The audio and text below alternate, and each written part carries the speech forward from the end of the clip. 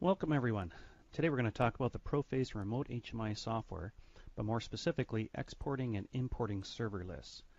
Well, to start off, let's say we have a Proface HMI connected to a PLC or one or more devices. We are connected via Ethernet to a wireless network or even the internet.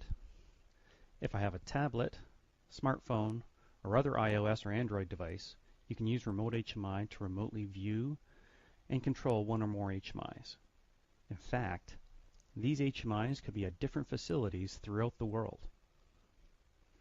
Now, aimed primarily at mobile devices, we can create a server list, a list of all the HMIs we want to remotely view. In fact, this list can become huge.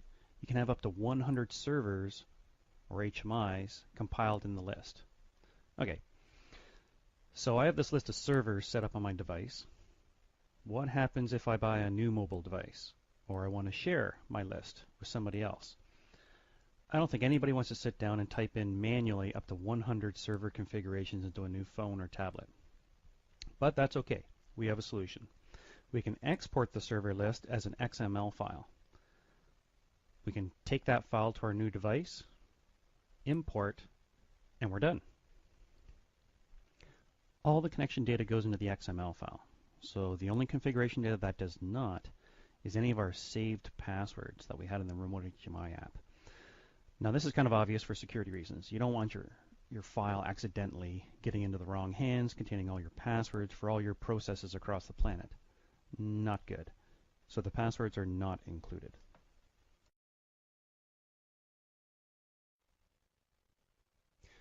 So here we are with my iPad showing on my desktop. I'm using the Apple AirPlay functionality to be able to bring this up and show it on the screen.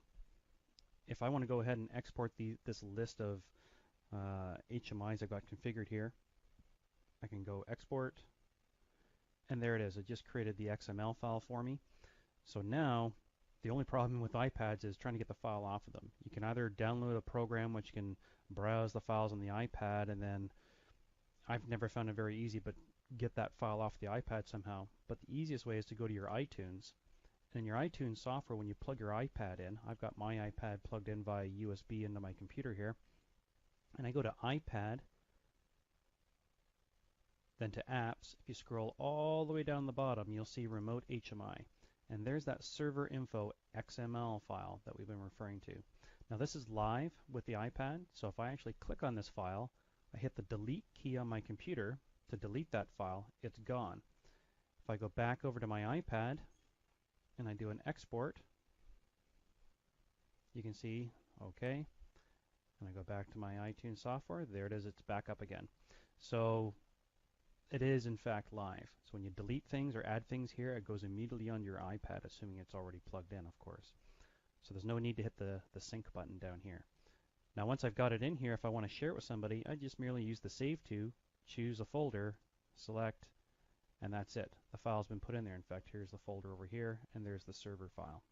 Now obviously when I want to bring that file back in, I can just follow a similar process. If I want to, I can delete the file that's already there, hit the add, choose the file, maybe somebody gave me this file, open, it's already onto my unit, and to prove that I can bring that in, I can go ahead and delete my units that are on here, delete, delete, and I can go ahead and import this time. Am I sure I want to do this? Okay, and boom, the files are back in.